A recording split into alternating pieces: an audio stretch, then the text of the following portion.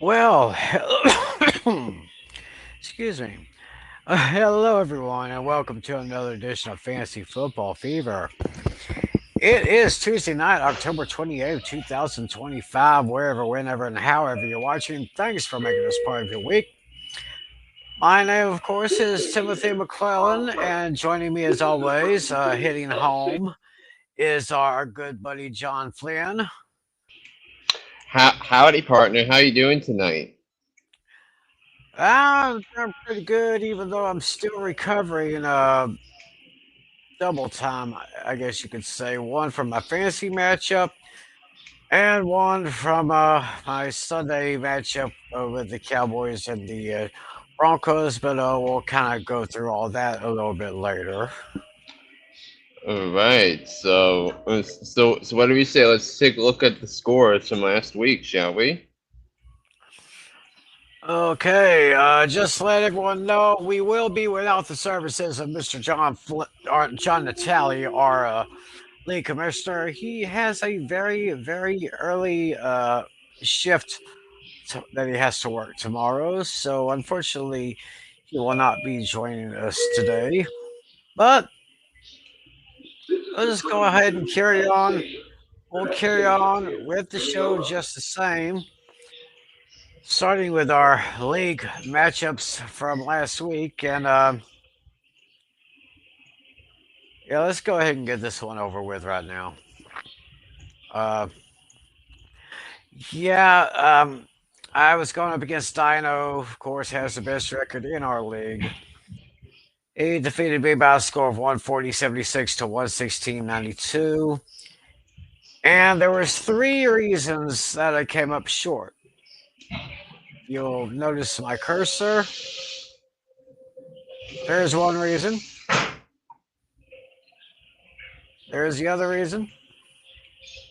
And Yeah. there's the other one. Each one of those guys underperformed for me. 18-3 It's was projected score. 6.62 was all he got me. Now CD, he almost got his projected. He got 14.6, but Jake only gave me one. I knew that that Bronco defense is going to be tough, but I didn't think they were going to be that tough. well, the Broncos defense what was the consensus number one first defense picked in the draft. So you say you can't be surprised, but I think you were kind of you were kind of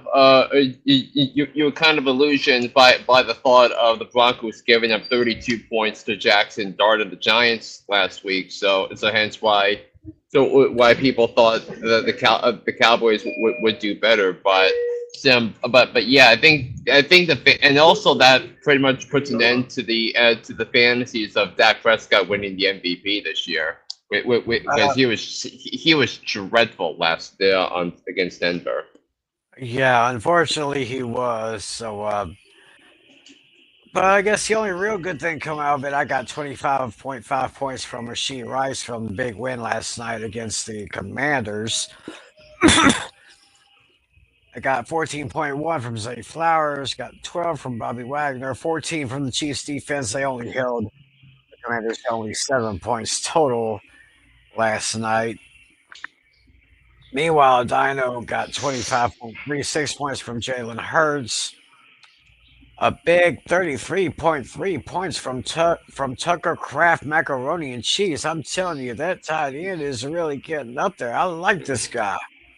Yeah, and I mean, isn't it amazing what happens when you actually target your most consistent player? I mean, what a concept! Because if you look back to the Washington game earlier this year, he went off, and now he had another terrific game last night. I think what is he had 2 touchdowns or 3 touchdowns on Sunday night, something like that.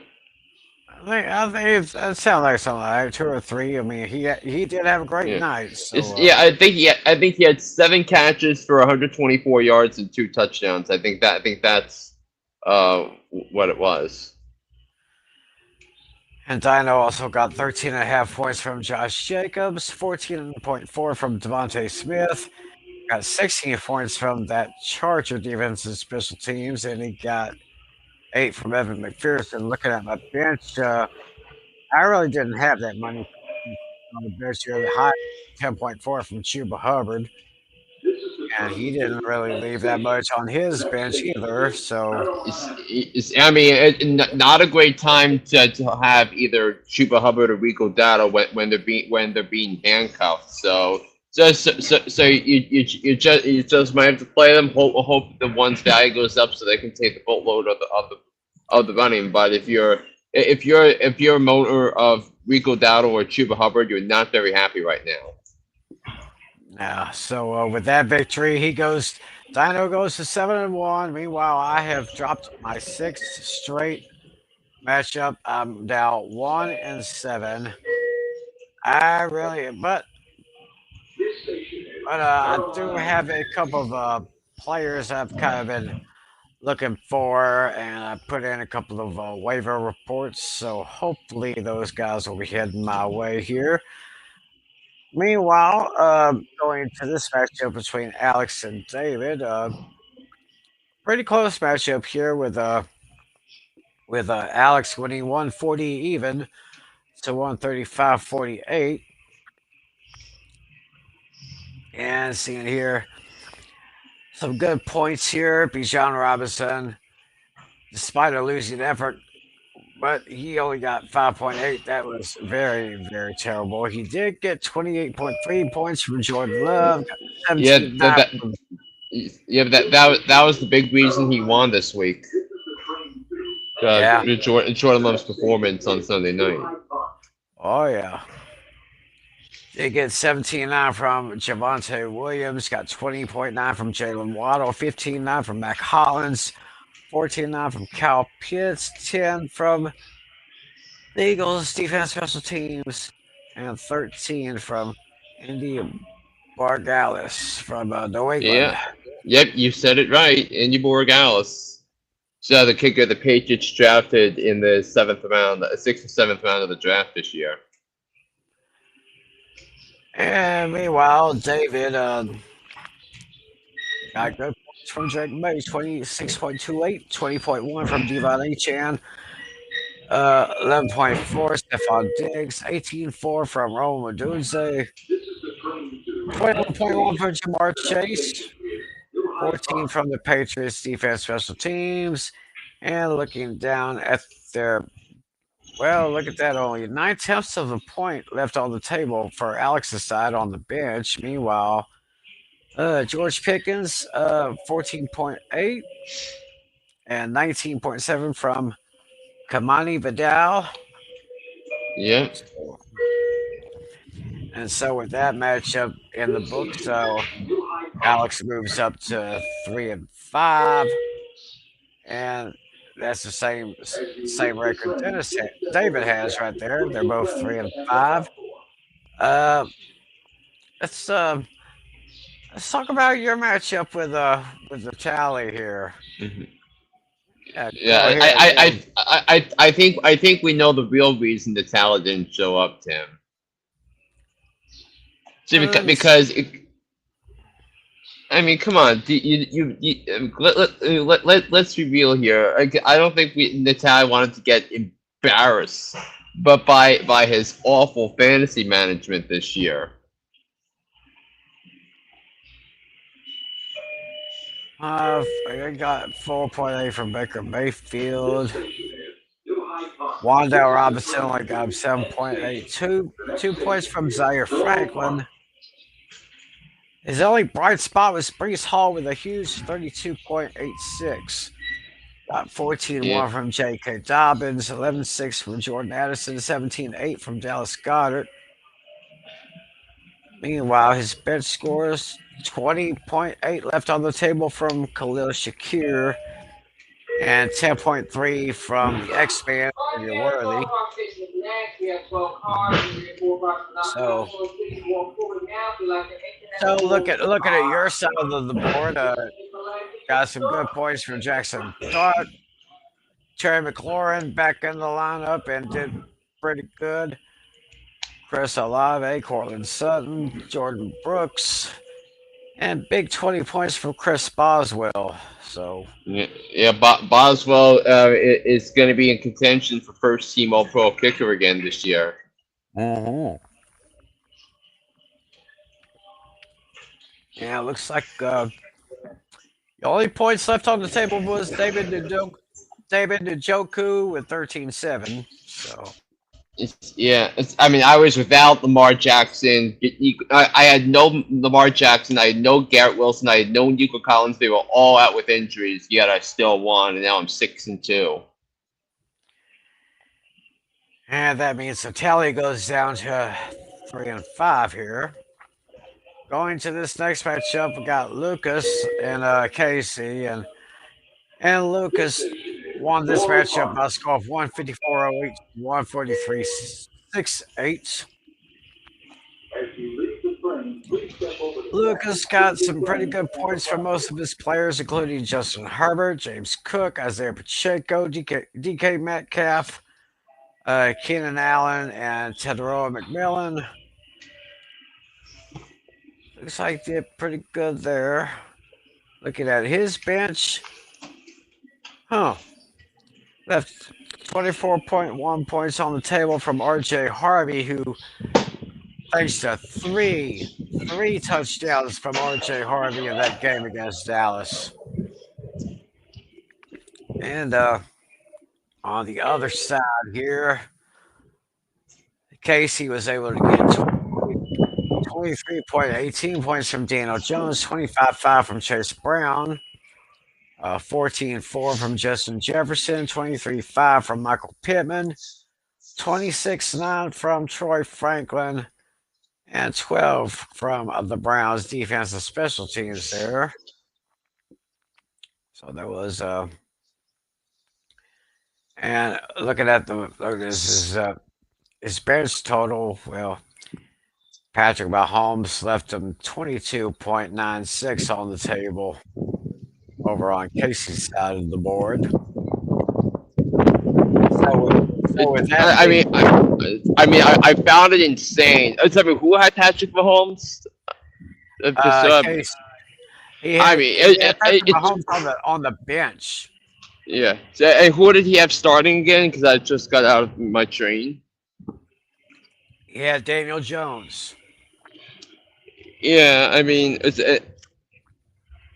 okay. I mean, I could see the logic here between that because he had two favorable matchups at the quarterback position. But now the question is, should you consider trading Daniel Jones? Because he brings a lot of value and maybe and I think really you could use another piece of wide receiver the rest of the way. So that's maybe that's something he should explore. Yeah, maybe he's got Justin Jefferson, Michael Pittman, Troy Franklin as a starter right now. Amon-Ra St. Brown is coming off the bench as well as Jackson Smith-Njigba and Jacoby Yeah. Myers. They'll be coming off the bye weeks Yeah. this week. So, Yeah.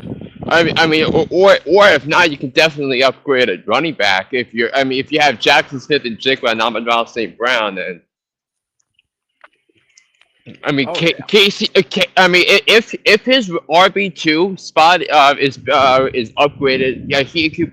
Casey will be as big a threat as anybody in our league.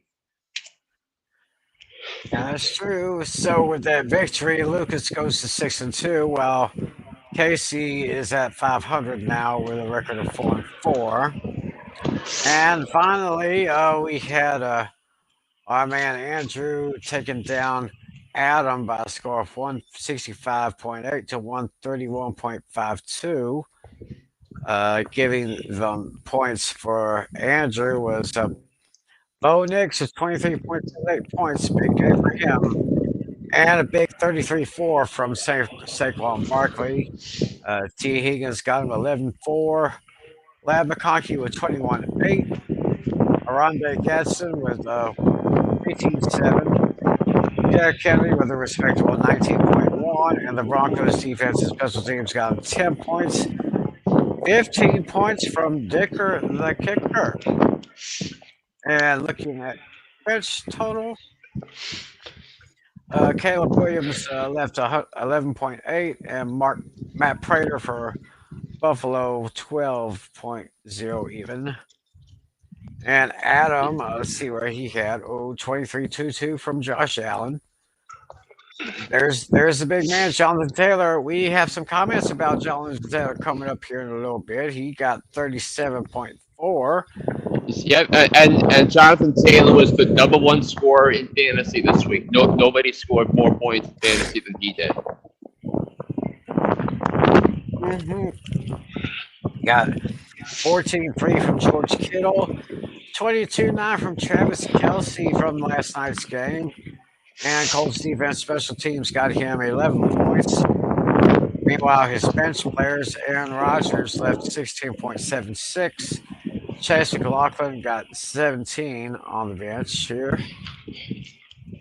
And I guess a good thing he put that Steeler defense on the bench, -1. Yeah, that turned out to be a smart play.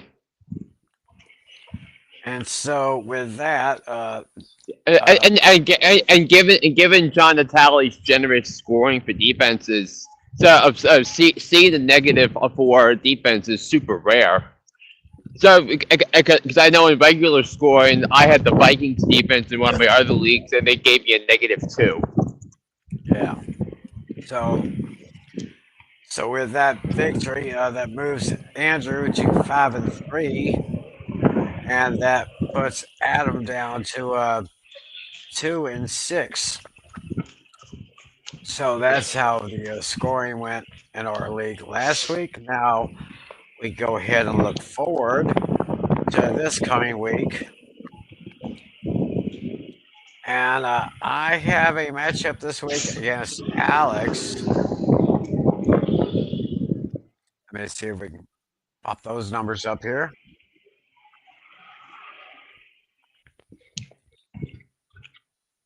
All right, come on. All right, here we go with me and Adam going at it this week, and he won our first matchup 147-2 to 131.12. This week, right now the projection is 136.7 for me, 105 even for Alex here, and I've pretty much got the check marks for my wide receiver, my tight end, my flex, my defense, all the way to the quarterback. But he's got two very good running backs in his lineup. He's got Bijan Robinson and Javonte Williams.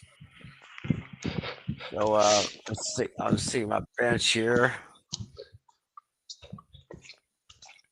Yeah, unfortunately, I have to let go of Cam Skattebo, and I really feel so sorry for that guy. He was having a great rookie's year. Yeah, I know we'll be talking about that and the Giants running back situation in a little bit. Oh yeah. And, so with Skattebo out, I think it's Tracy time again. I don't Yep. think so. Yeah, I mean, Tyrone Tracy is one of the more obvious waiver wire claims to pick up. And if I'm not mistaken, I jumped on that as soon as I heard about Cam Skattebo this morning when I was watching ESPN. I knew I had to get my hands on Tyrone Tracy. He is a pretty good young running back that the Giants have on their roster. Yeah. So, but we'll see how that works out when the waiver wire clears up tomorrow. Lucas and David are going to face each other. Right now, Lucas is projected at 130, 143, 143.9, and David at 124.8. Looks like the only thing that David has is his running back one for Devon Achan. His flex option, Jamar Chase, pretty nice. Pitchers defense, they should, they should do pretty good against the Falcons this week. Meanwhile, all the other check marks over on Lucas's side.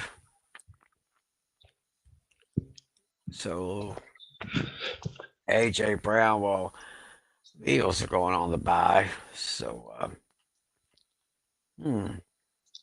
I was thinking maybe he ought to put R.J. Harvey in a starting lineup after that big game Yeah. he had. After that big game he had Sunday. I mean, I can't say I'm surprised about RJ Harvey because I think eventually, I thought that at some point RJ Harvey was going to be the lead back for the Broncos, and now he's taking pretty firm command over J.K. Dobbins. Oh yeah, definitely. Yeah.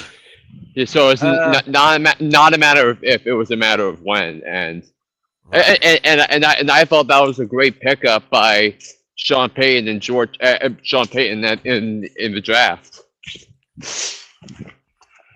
Yeah, that's already paid off pretty good dividends so far. We have Andrew going up against Casey this week. Andrew right now is projected at 133 even to 144.9. Take a look at where the check marks lie. Andrew's got the running back. He's got the tight end and the kicker. Meanwhile, all the other check marks are over on Casey's side of the board here.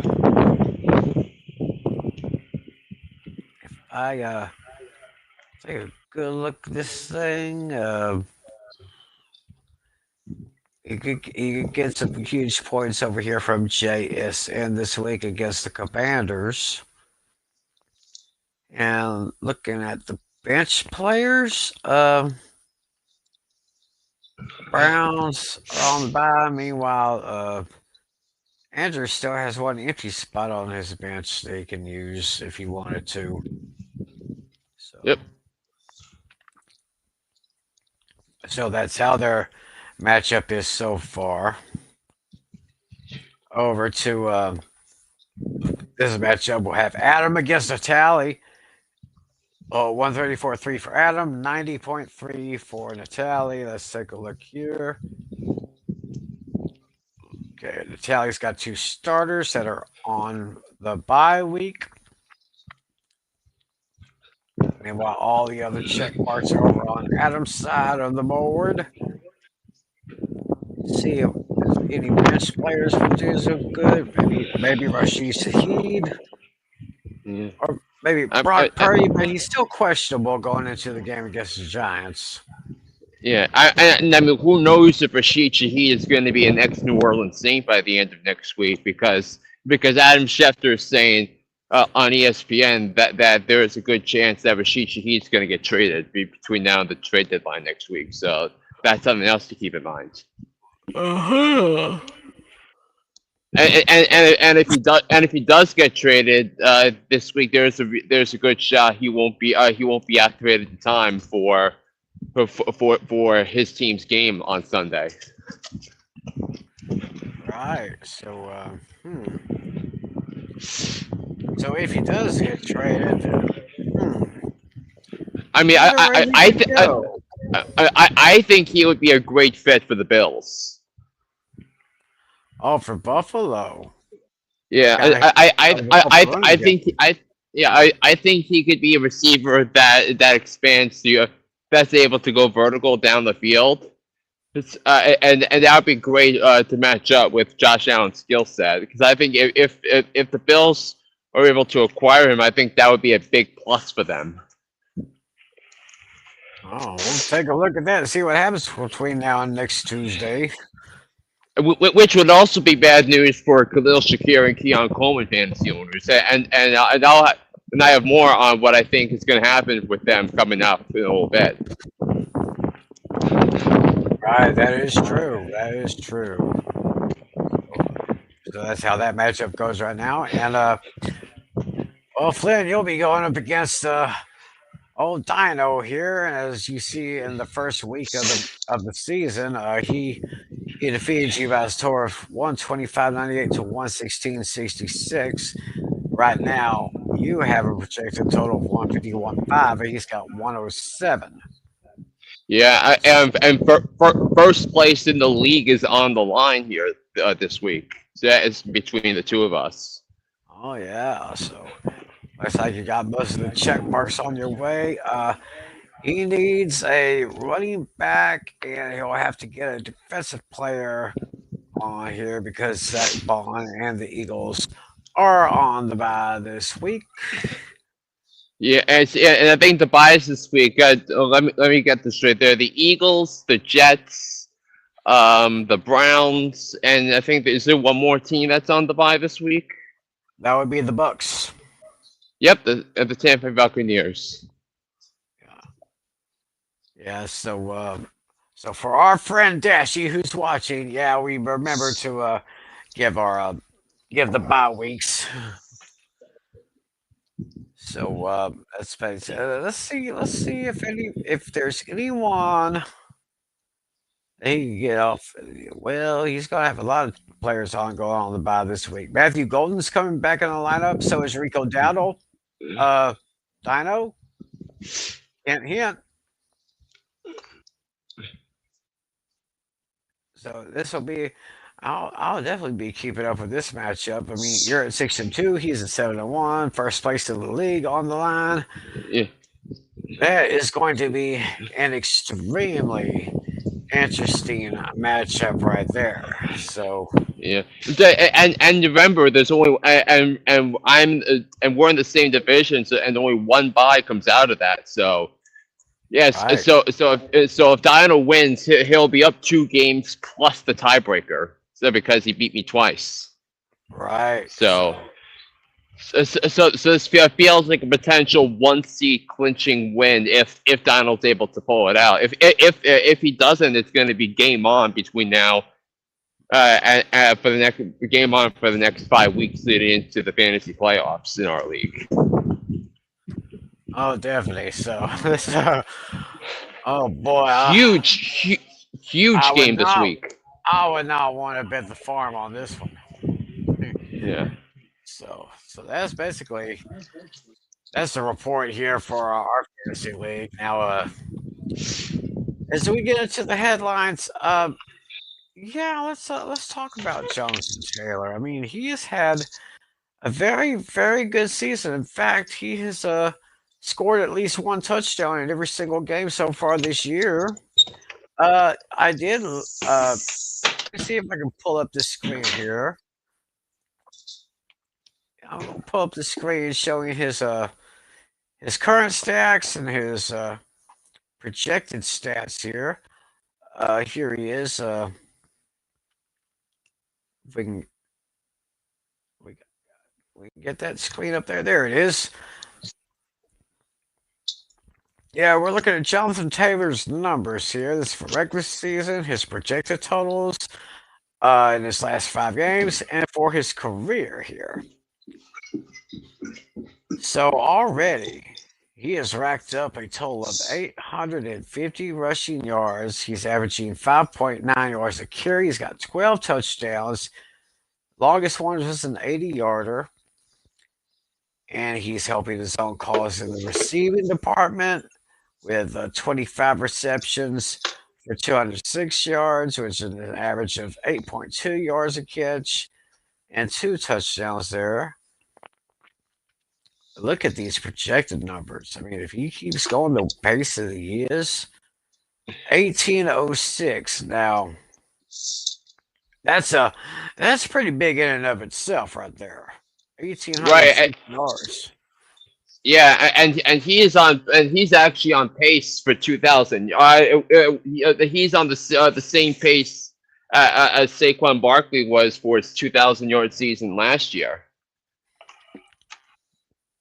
Right. So So, and he's got projected for 26. Now, I think they mentioned the record for most rushing touchdowns in a season. That was it 31 or 32? And I can't remember the guy's name. I I will have to I will have to look that up. But your thoughts on Jonathan Taylor? I mean, how is he not the MVP of the league? Considering where the Colts have been the last few years, they've been in the middle of the pack of things. But the Colts make some moves, and Jonathan Taylor running behind that elite offensive line. So he's been the best running back in the NFL so far this season, and he's has the benefit of brilliant coaching by Shane Steichen, who's turned so who has been superb in things. Um, uh, and in terms of where he is in fantasy and PPR, I'll pull this up right now that Jonathan Taylor is averaging 27.1 fantasy points a game in PPR settings, and he has three top one finishes. He has five finishes inside weekly finishes inside the top three. He in he has 5 games this season where he scored 29 points or more. Um, yeah, he has 3 games he has 4 games this season with 3 or more total touchdowns, because week 3 against both games against Tennessee, week 6, week 5 against the Raiders, week 7 against the Chargers. So he is having a magnificent season so far. Magnificent season. Oh, by the way, I found the stat right here. Most rushing yards in a season, that was LaDainian Tomlinson with the San Diego Chargers, of course, the LA Chargers. Tomlinson rushed for 28 total touchdowns in 2006. So, Yeah. could Jonathan Taylor? I mean, I wouldn't put it past him. I Right. mean, It would be something if that were the case. oh yeah. So if any of y'all people have Jonathan Taylor, y'all be a fool to bench him, or unless he goes on the bye week, or drop him because he is a hot commodity. I gotta tell you. Let's see here. Oh, I have a question here from Ezekiel Ruiz 1466. Should I drop Calvin Ridley for a defense, or should I hold him in injured reserve? I mean, he's gonna be. I don't know how he's gonna be, even if he does come back, because of how poor Tennessee has looked this season. I mean, Tennessee has been the worst team in football this season, and I think there's and a hamstring injury is hard to recover from. So I could consider saying bye bye to Calvin Ridley for the season if I were you. Maybe he comes back, but if you need a defense, because of a roster need, I think you can say goodbye. Mm-hmm. So, yeah, I would tend to agree.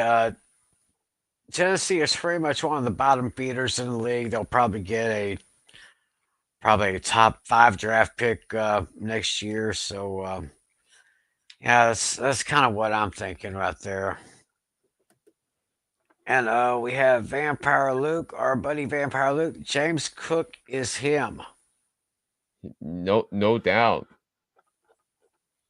James Cook doing a good job there, helping the run game for those Buffalo Bills.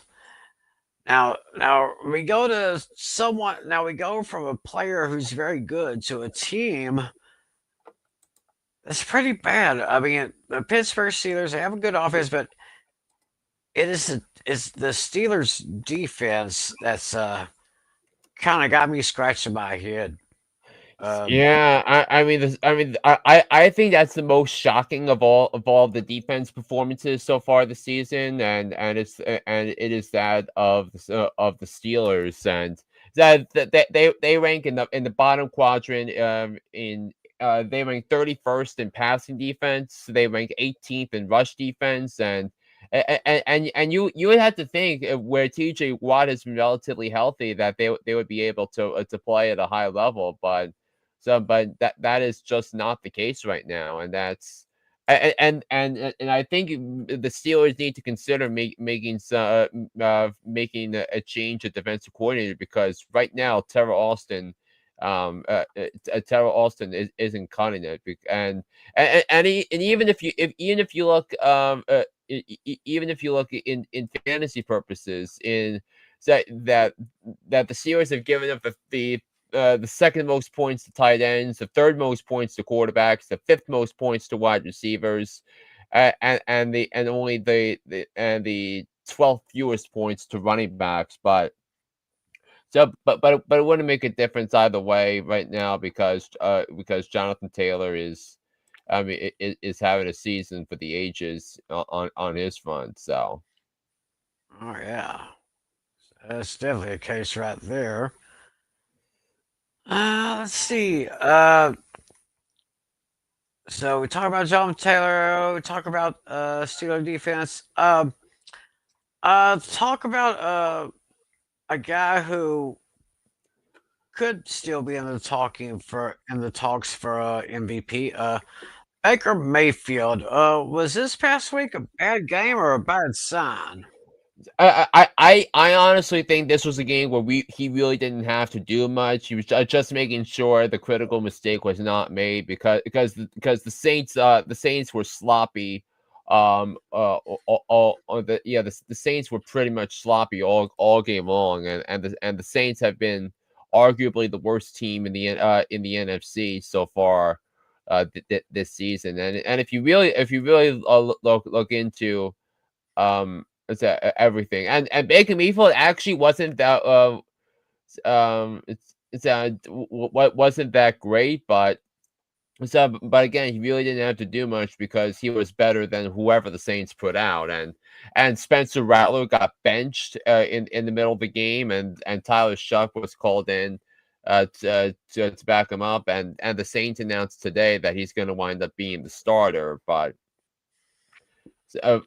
it really was just making sure no one got hurt, and all that, because the Saints were without Bucky Irving for the game, really not much in the way of there. So, but but yeah, I think Baker Mayfield could have played himself out of the MVP conversation. That's for sure. If you look at everything, although the Saints are 6-2.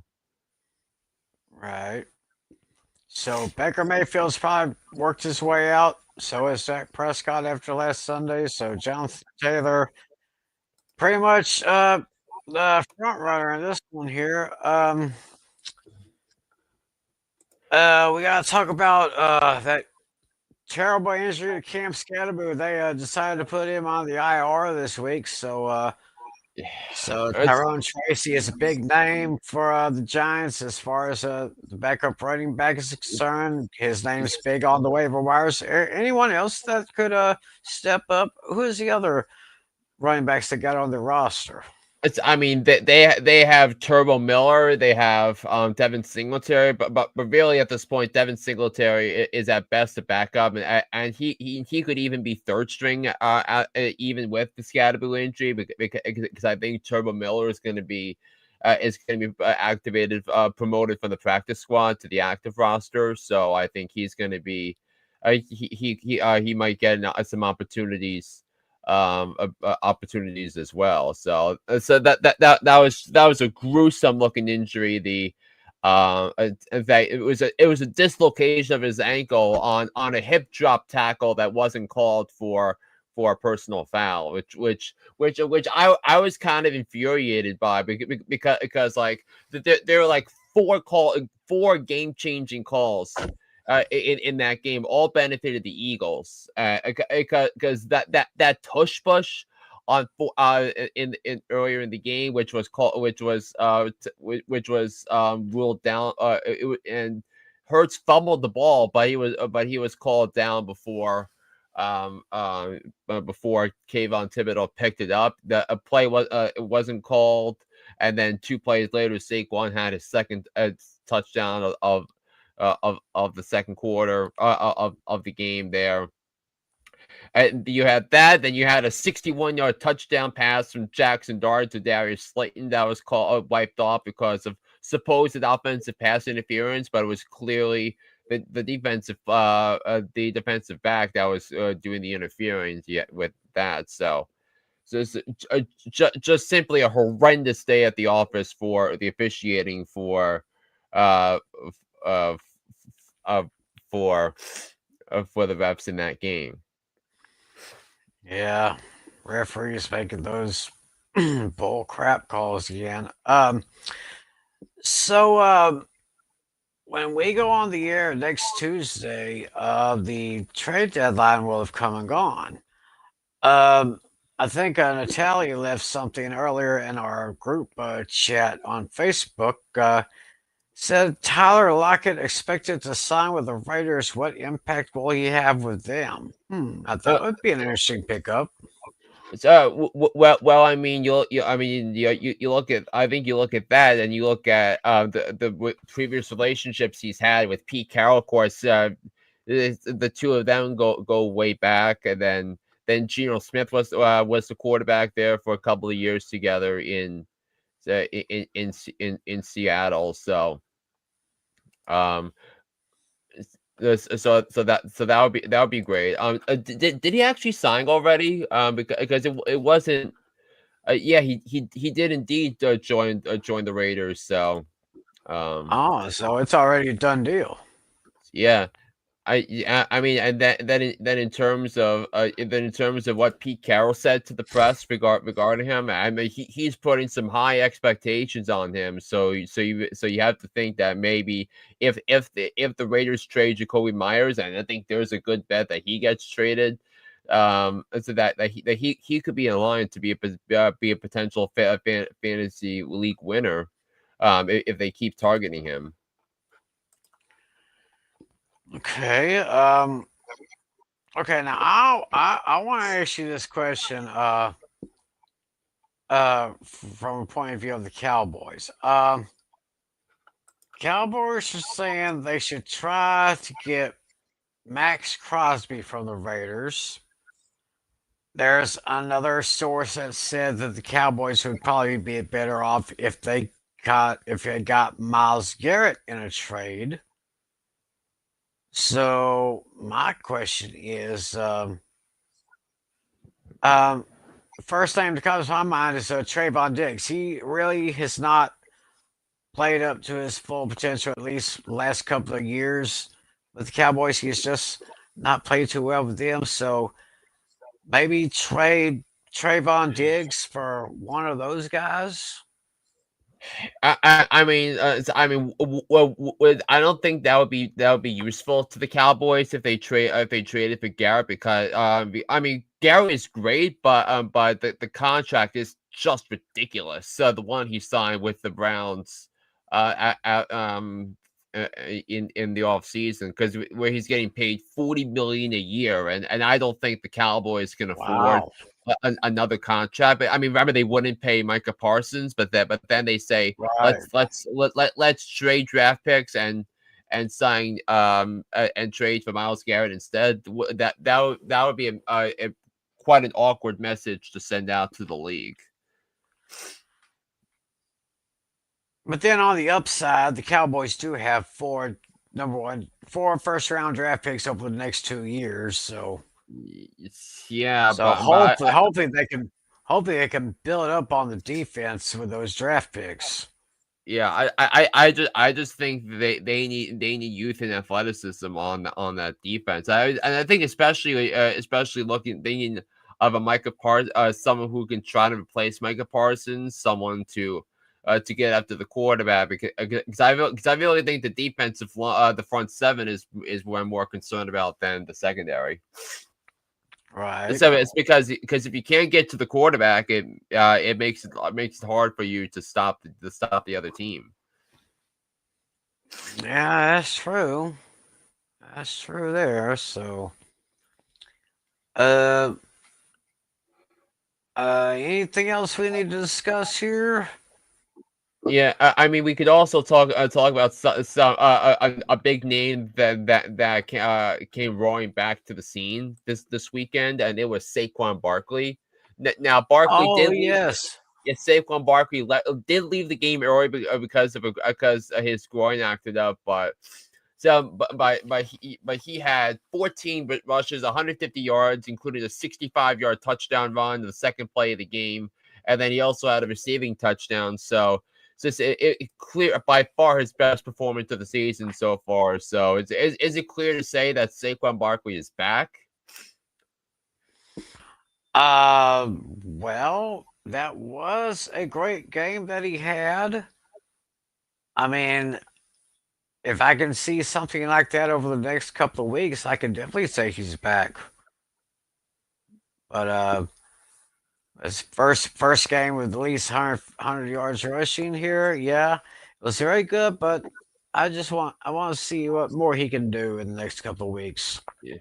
Yeah, but I mean it took. I mean I think Kevin Petullo is being has improved a little bit since he really struggled the last few for a couple of weeks earlier in the month. So I think it's going to be about getting Saquon Barkley involved because the air of invincibility with the Eagles starts when Saquon Barkley gets fed the ball and giving him more opportunities to hit home runs like he did all of last year.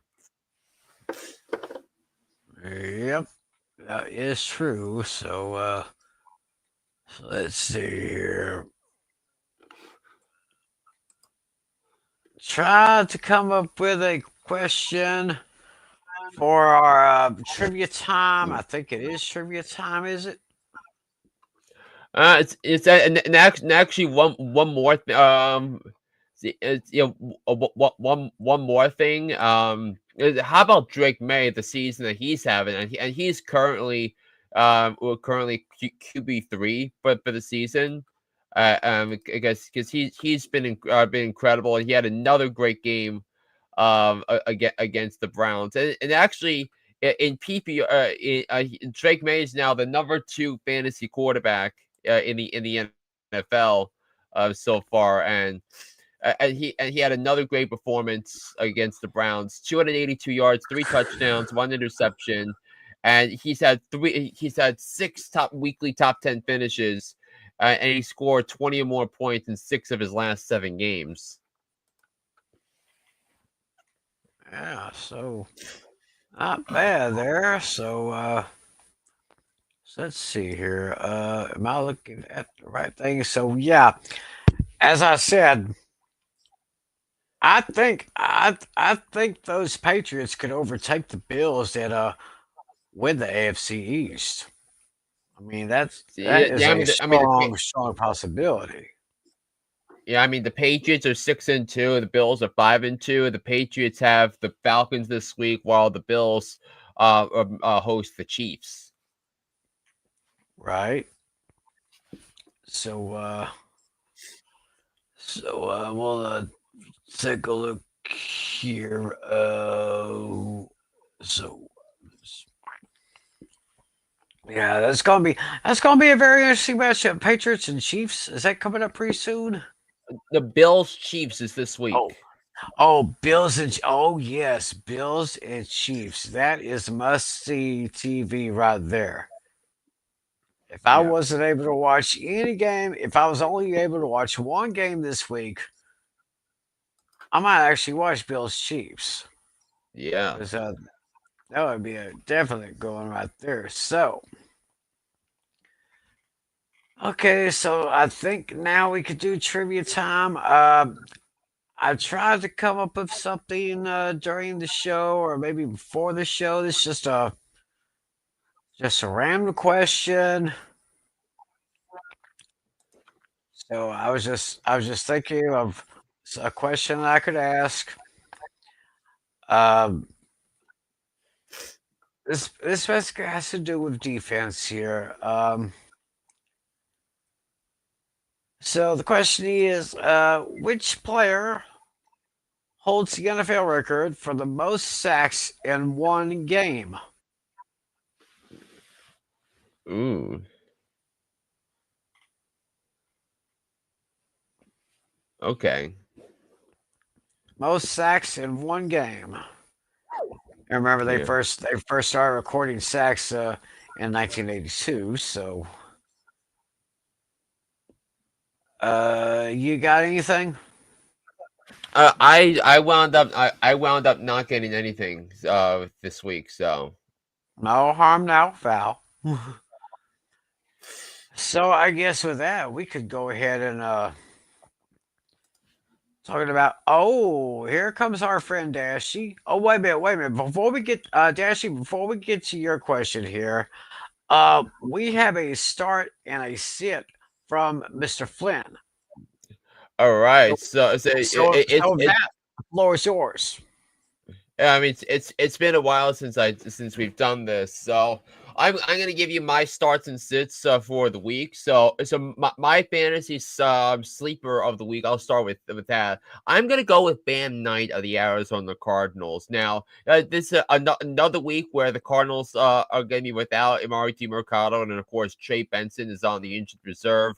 The Cardinals are coming off their bye week, and they have a matchup against the Dallas Cowboys, who have just been abysmal this year against running backs. So I wouldn't be surprised if Bam Knight is able to go off. My sits of the week are the Bills wide receivers against the Kansas City Chiefs. And why do I say receivers? With Keon Coleman and Khalil Shakir. I just don't like. I think the way the Chiefs defense has played. Now the Chiefs have played the Raiders and the Commanders the last couple of weeks, but the Chiefs defense has been playing at a high level for most of the season. So I don't. I'm not a believer in what they have to offer this week against the Chiefs. So I don't I think this is going to be a game where Josh Allen is going to have to win the game with his legs. So I don't think I'm going to set them for the week. Now, my fantasy start of the week, I'm going to go with Travis Hunter for the Jacksonville Jaguars. They're going up against the porous Raiders secondary, but both teams are coming off bye weeks. In this one, so I could see Travis Hunter, go off in this one. I could see him having 100 yards receiving and a touchdown in this one. So I would put him in my lineup, my a must start. And I think especially considering that the Jaguars are coming off back-to-back losses before the bye, so I think so they're going to be eager to bounce back and get into the win column. So that's where I'm going to go with that one. So my sits are Bills wide receivers. My sleeper is Bam Knight, and my starter for this week is Travis Hunter. Very nice selection. So hopefully all you players out there took a few notes from Mr. Flynn here.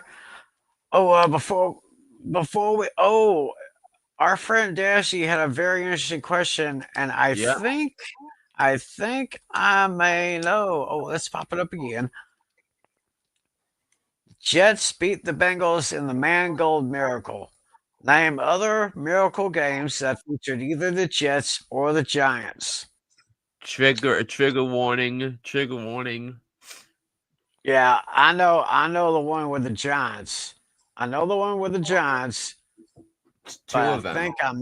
I think I may know the one with the Jets as well. Yes, and we know that one too. So I think I may know that one, but I know the one that involved the Giants. I know that one. yeah. So, with that being said, let's go ahead and get to our matchups for the NFL matchups. It's week 9 already, and it as always starts the Monday night game. It's the Wait, Baltimore. it starts with the Monday night game. Well, it would be nice if it did start with a Monday night game, but technically Monday is actually the end of the NFL weekend. So let's reverse that back to Thursday night. Nah, that's better. We'll start we'll start with the Thursday night game. Uh oh man, this is going to be ugly. It's the Baltimore Ravens versus the Miami Dolphins. Ravens are coming at 7.5 point favorites, and uh, Coach Harbaugh said that Lamar should be ready to play in this one. Yeah, I mean, the way the Ravens botched that injury report, where they said Lamar Jackson was a full participant in practice and then he did not play, that should anger a lot of anger a lot of fantasy football players.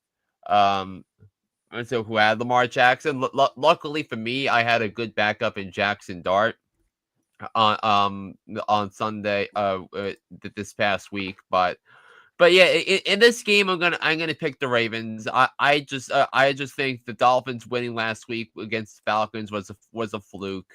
So it's more of a reflection of the Falcons being so inconsistent. So in this one, give me the Ravens to win and cover. I think this is a big game for Derrick Henry, big game for Zay Flowers. I think, but in the end, I picked Yep. the Ravens to win this game, 37-18. Alrighty then. As I am looking for my little highlighter here, uh, Natalie did give us his picks. He gave them to us before we went on the air, and he too is going with the Ravens over the Dolphins to win and cover. So he's going to take the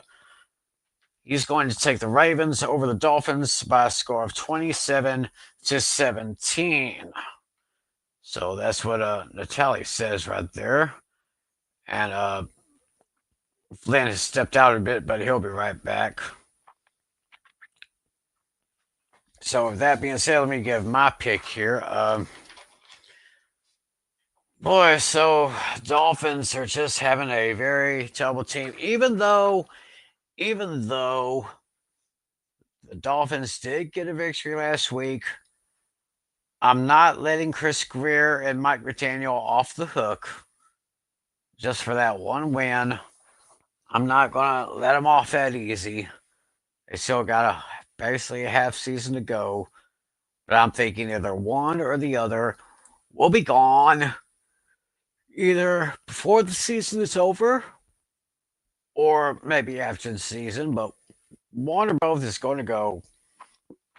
And with that, and the fact that Lamar Jackson should be back in the lineup for next week, I'm going to give a similar score to like Natalie did, but mine is going to be a little bit different.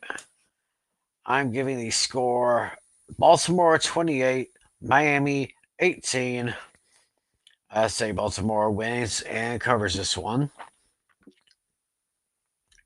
And we'll just go ahead and go to the next game on the list.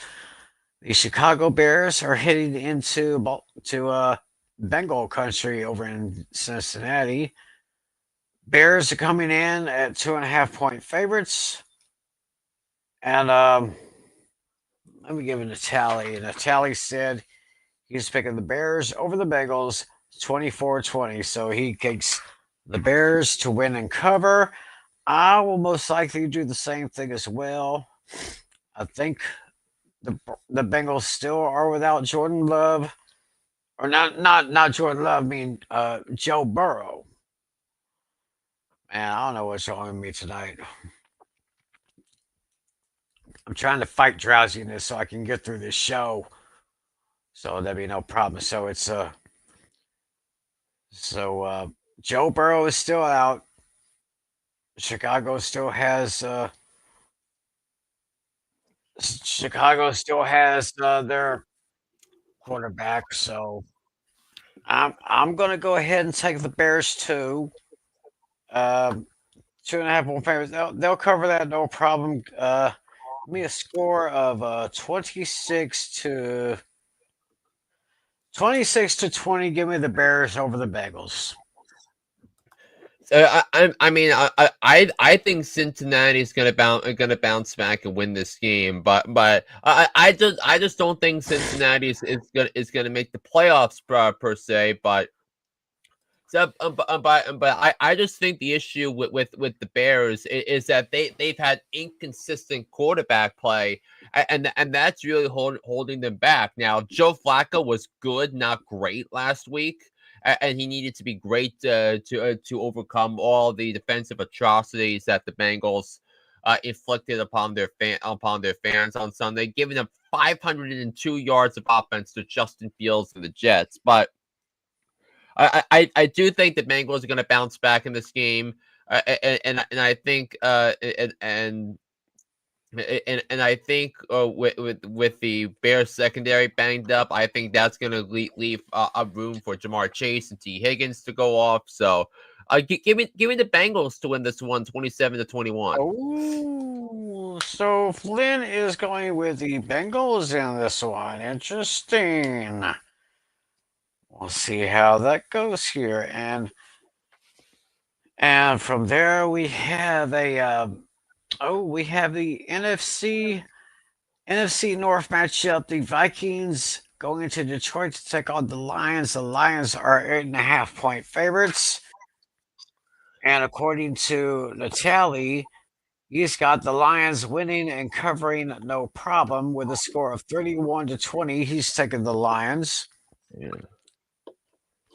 I am taking the Lions to win and cover as well by a score of 30-21. Yeah, I'm just concerned about the Vikings offensive line, and they're still banged up with injuries. We still haven't seen Christian Darrisaw yet, but Kevin O'Connell is saying that he's hopeful that Darrisaw comes back. But even if Darrisaw comes back, is he going to be 100%? I think that's what I'm really concerned about. But big game for Gibbs, big game for Montgomery. And I just don't like this matchup for the Vikings at all with the Lions coming off their bye week. So I'm going to take the Lions to beat to crush the Vikings by a score of 30-17. All right, sounded interesting. Now we go to Green Bay. The Packers are at home. They are 12.5-point favorites against the visiting Carolina Panthers. And according to Natali here, he'll take the Rams to win and cover on this one. He is going with the Rams 28-14 over the Panthers. I'm not going to be. He's giving the Rams 28 points. I'm going to. Wait a minute. It's not Rams over the Panthers, is it?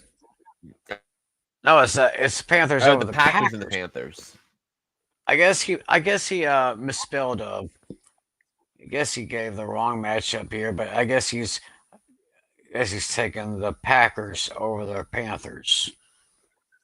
He said Rams here in the notes, but I think we know what he means. So yeah, but I think this is going to be a real blowout right here. I mean, I see the Packers. I see the Packers covering this one by a mile here. Jordan Love. Some people don't want to trust him yet, but he's got some good receivers. He's got Christian Watson, Matthew Golden, the young receiver from Texas, is doing a great job. Carolina's going to have a hard time on this one. I'm taking the Packers decisively by a score of 33-13. Oh, and Tally, you got the controls, right? I've got the controls. Yeah, you've got the controls. Yeah. Lock up Green Bay for me if you would. There you go. Thank you, sir. And now we go to next game. We have the Denver Broncos against the Houston Texans. Wait a minute. Houston is picked by 1.5 at home. You would be correct, Mr. Timothy. I don't think. No. That I mean, after the season that Denver has had so far, especially last week, when they totally shut down my boys. This it almost seems unfair here, but like I said, in the last couple of weeks, Houston is still not quite that team that has dominated the AFC South for the last couple of years. Denver just has a great defense that just ain't gonna quit, and that offense, they better watch out for RJ Harvey. If he has a game they had last week, they has this week, they better watch out. I'm gonna have to go with Denver on this one. And let's see here. Let's go. They scored 44 last week. Let's go.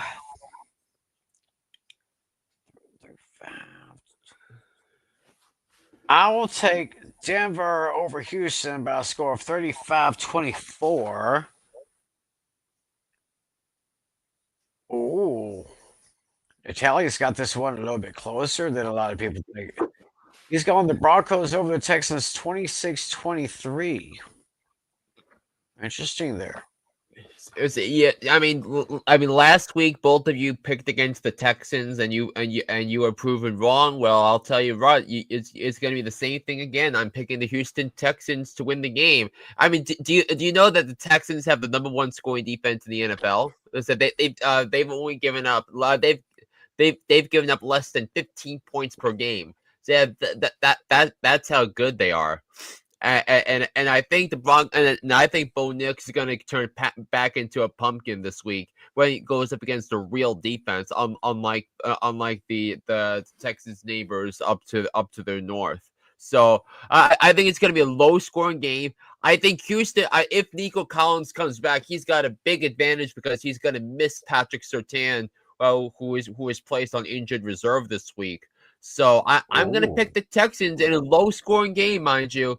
I still want to see more from CJ Stroud, but I think the Texans are going to win this game. It's going to be a defensive game. I think the Texans are going to make enough big plays to defend home turf successfully. I've got them winning 16-13. Yeah, that is a low scoring game indeed. But it's not the garbage game of the week. I'll tell you that. There's another one coming up. I think I know. I think I know what one you might be talking about, but you're probably not talking about this next game between the Falcons and the Patriots over at Gillette Stadium. The Patriots come in at 5.5 point favorites. Uh, Man, the Falcons were trash last week, just like my Cowboys were. Drake May is having an awesome year. As I said, he could probably lead the Patriots to an AFC East championship here. 5.5 points. Yeah, I'll go ahead and take that, and I'll give me the Patriots. Give me the Patriots by a score. Let's say 27. Hmm. I'm going to say 27-21. Give me the Patriots to win and cover. The tally here says, oh, this is actually his point spread game of the week. He takes 25-22. He's going to take the Patriots, but he's taking the Falcons for the points. Yeah, I'm grabbing the points with the Atlanta Falcons because like the games featuring inconsistent teams are the games I hate to bet the most because you don't know which version of the team is going to show up. And clearly, the Falcons have, as they showed against Buffalo, that they have the talent to go places, but they don't have the coaching to have them consistently play at a high level. So I'm gonna take the Patriots to win, but I think the Falcons defensive line is gonna make enough plays to keep it close. So what does this mean for fantasy? Obviously, Bijan's status doesn't change. I think he's gonna bounce back. But I do think I do think Drake London is gonna have a good game, and I think. And I think on the other side, I think it's going to be Travion Henderson that's going to come out and have a big game. So I think those are guys you want to have in your lineup. But I got the Patriots winning this one 23-20. All right. And now we go to MetLife Stadium where the Giants are at home facing the 49ers that they are 2.5 point favorites.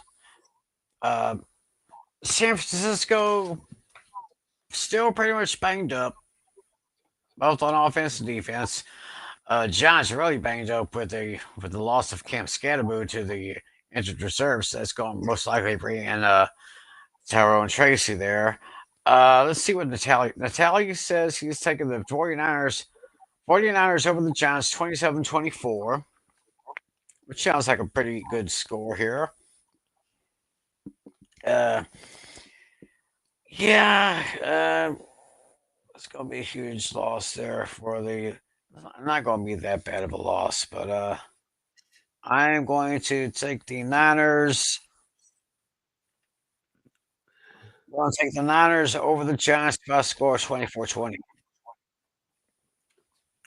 Yeah, and I think it's going to be another week of monitoring the injury reports because both San Francisco has Brock Purdy, who I think he's going to be coming back and making the start, but it's still unclear. But but then on defense, we'll have to see about what Bryce Hart, Bryce Huff, and Yetur Gross Matos are if they're able to go, but. But either way, I think San Francisco is the better team. They're coming off a loss. They're coming off a dreadful performance against the Texans. Now they have a much easier defense to roam against. I'm looking at big game. Big game obviously for Skattebo. Big game for Kittle. I think the Niners are gonna put up enough points to win this game. Give me the Niners to win 30-20 over the New York Football Giants. All right, then. Now we go to Pittsburgh. They will be at home against the Indianapolis Colts, and the Colts are coming in as 3-point favorites. Natalie takes the Colts over the Steelers 30-26. I am going to take the Colts over the Steelers by a score of 31-23. Yeah, I'm with you, Tim. We're sharing the brain. This is another tough one to predict, but the Colts have been the best team in the NFL so far this season, and they have the best offensive line in the football. Their defense has been good, not elite yet, so we'll need to see. So I think the Colts should absolutely add a couple of pieces to their defense before the trade deadline. I know there's a lot of notable defensive players that'll be that. Could be traded between now and the deadline next week, but this Colts offense against the Steelers defense is just a match. It's just a mismatch. I'm going to take the Colts to win by a score of 31-23.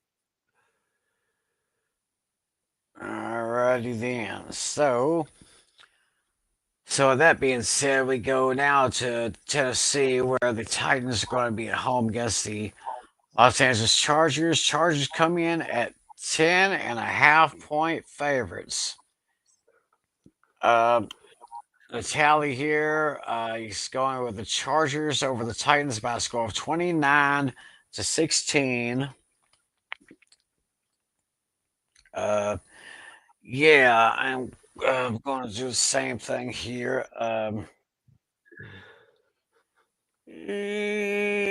going to do a double up here. I'm going to go Chargers 28, Titans 14.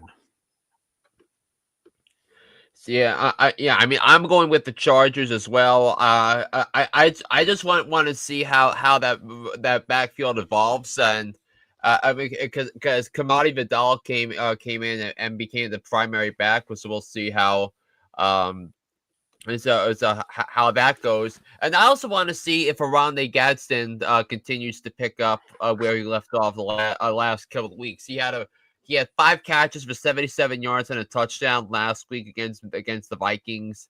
Added to what he had the week before, where he went off where he had a big game against the Colts. So I think those are guys you should be putting into your lineup. Also, Lad McConkey is playing much better the last couple of weeks. So he might be a top 20 receiver the rest of the year. So those are things on my mind. And in fact, Lad McConkey's last couple of games,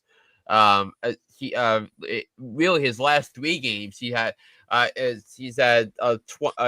catches, 100 yards, and a touchdown against Miami, 9 catches for 67 yards against Indy, and then last week 6 catches for 88 yards and a touchdown against Minnesota. So I think so he's back to being a reliable receiver again. So I think those things are a factor here. So but in the end, give me the Chargers to win this game by a score of 24-3. It is not my lock of the week, but it's my garbage game of the week.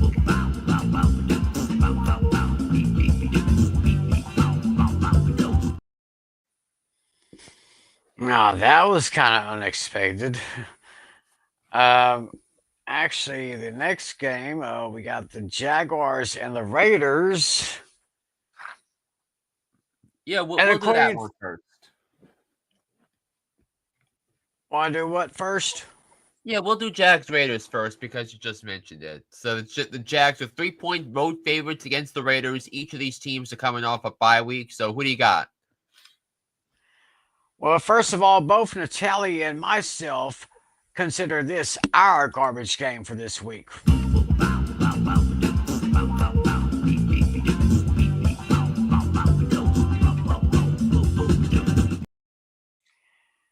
And according to Natalie, this is going to be kind of a low-scoring game here. He's got the Jags over the Raiders by a score of 20-16. And as far as I go, I'm going with the Jags. I'm going with the Jaguars myself. I'm going to say I'm going to go with the Jags over the Raiders, 17-13. I don't see this one being that big of a score. I think it's going to be a little bit more high scoring than that because the Raiders defense is not great. But I think for this game we're really going to monitor the progress of Devin Lloyd and whether he's going to be able to come back because Devin Lloyd was the best defensive player in football before, in the first month of the season, but then he left the game against Seattle early due to injury. And then of course he missed the game against the Rams and made a big difference on him. But nonetheless, though, I think Jacksonville's the better team, and I think they're gonna create a lot of havoc. So I think Jacksonville's gonna win the game 26-17 over the Raiders. All right. I guess we can agree this is the game of the week. Yeah, I mean, we also have the other game 4:05 Eastern on Fox with the Rams and the Saints. Oh yes, I don't think we've talked about that one yet. Rams and Saints. Rams are at home. They are 14.5-point favorites, which doesn't really surprise me that much. Tally's got the Rams over the Saints by a score of 31-14. And Mr. Flynn, if you could lock up the Rams for Mr. Natali.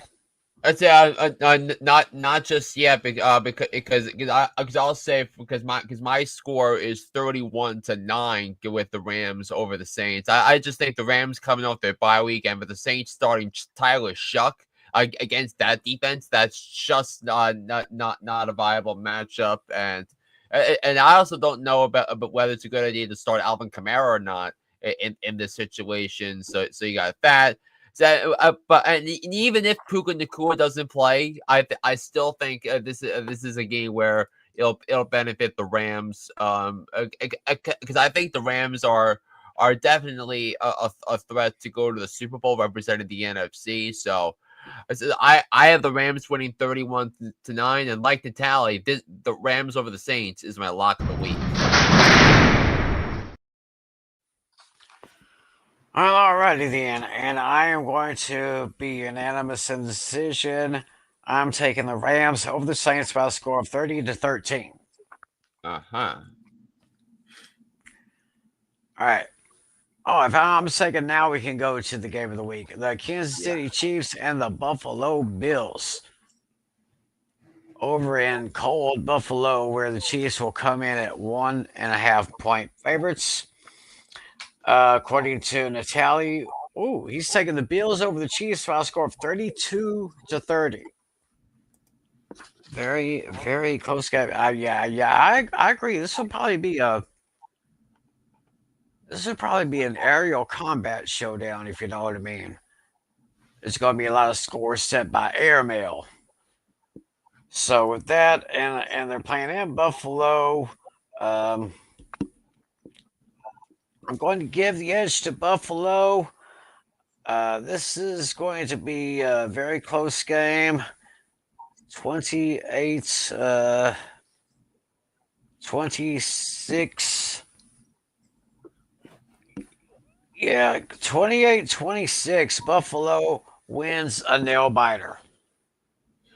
I'm going to take the team with the better coach and the better defense. Give me the Kansas City Chiefs to win this ball game. I think because I think the way the defense has been playing for the Chiefs, I think is going to play a factor in this one. So and yeah, the Bills had a great offensive output, but that was against the Panthers. Now they have a much taller task going up against the Chiefs, who are firing on all cylinders.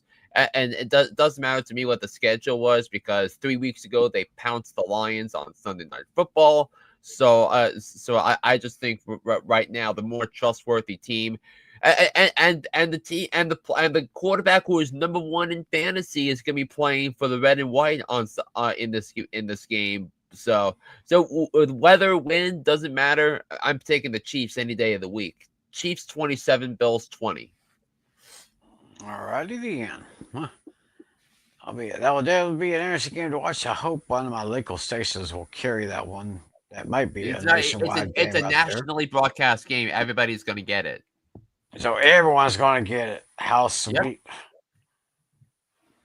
And then we go to the Sunday night game where you have the Seattle Seahawks traveling all the way to our nation's capital to take on the Washington Commanders, and the Seahawks come in at 3.5 point favorites.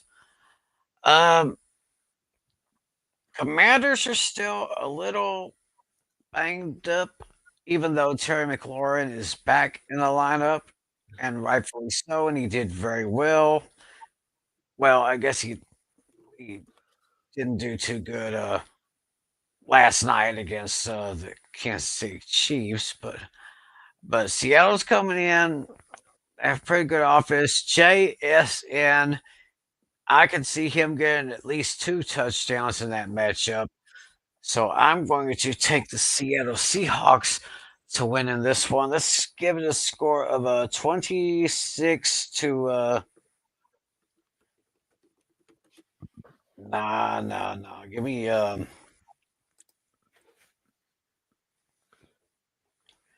I'm gonna call it 28-20. Give me the Seahawks 28-20. And Natalie here says 26-21 Seahawks over Commanders. Yeah, I love Seattle in this one. I think remember Seattle's coming off a bye week, which is a big advantage, and I think Sam Darnold is going to be a great start against the beleaguered Commanders defense.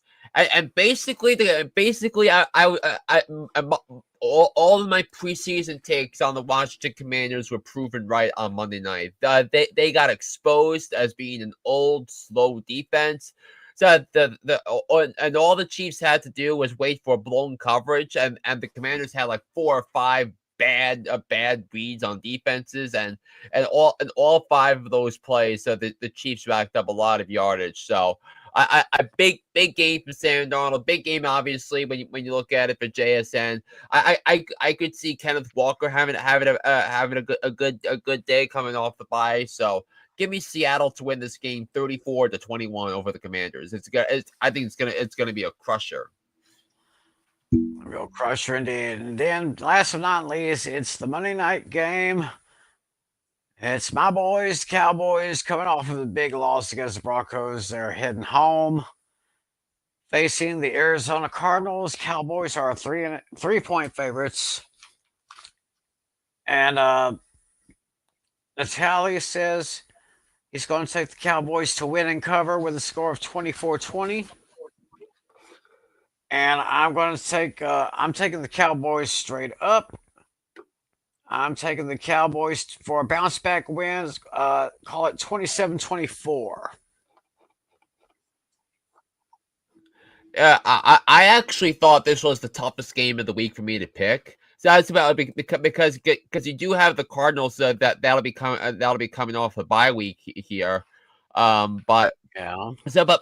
but the Cowboys are a much better team at home than they are on the road. They are 2-0-1 at home. They crushed the Giants.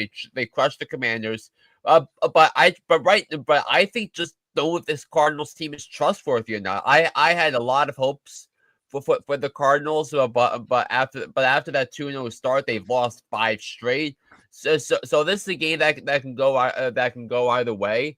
Here in all these spots here. So, I'm gonna pick the Cowboys because they have the quarterback advantage.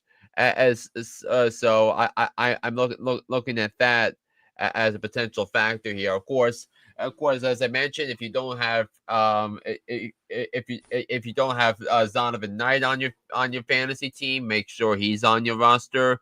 I think Marvin Harrison Jr. should be able to bounce back in this one, and then also Trey McBride is going to have a matchup in this one too. But give me the Cowboys to win this one, 31-27. And if you're somehow still in a survivor pool, I would not touch this game or bet on this game. Yeah, agreed. Agreed. I think I feel the same way about that one. We have a fantasy question. Yes. Landy, he says he traded Henry, Warren, Igbuka, and Swift for JSN, Bijan Robinson, Debo Samuel, and Kenneth Walker. So his team is, I think it's Jaden Daniels, Bijan Robinson, Jameer Gibbs, Jackson Smith, Najigba, Drake London, George Kittle, Kenneth Walker, and Debo Samuel. His bench players are Joe Flacco, J.K. Dobbins, Amari and Hampton, Hampton. Amari and Hampton. Well, he's pretty much on the IR. And he's got a Wilson and Hunter. Holy cow! I mean, So was he was 5-3 trending downhill. Did I save my season? holy cow! That is a loaded team there because if you have Bijan and Gibbs on the same team, I mean that's crazy stuff. And then JSN being the number 1 receiver in fantasy, wow, that's a championship or bust type of roster in fantasy. Yeah, I'll give you some points on that. Yeah, I'll give you a lot of points. That's a very solid team. You should be going pretty far in this league so far. So 5-3 trending down. So looks like you're going to be on your way up. You're on your way back up. Yep.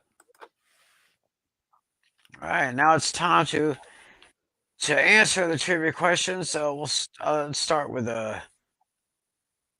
we'll start with Dashy's one. The miracle games that feature the Jets or the Giants. Now, like I said, I know about a miracle game against the Giants. That was back in was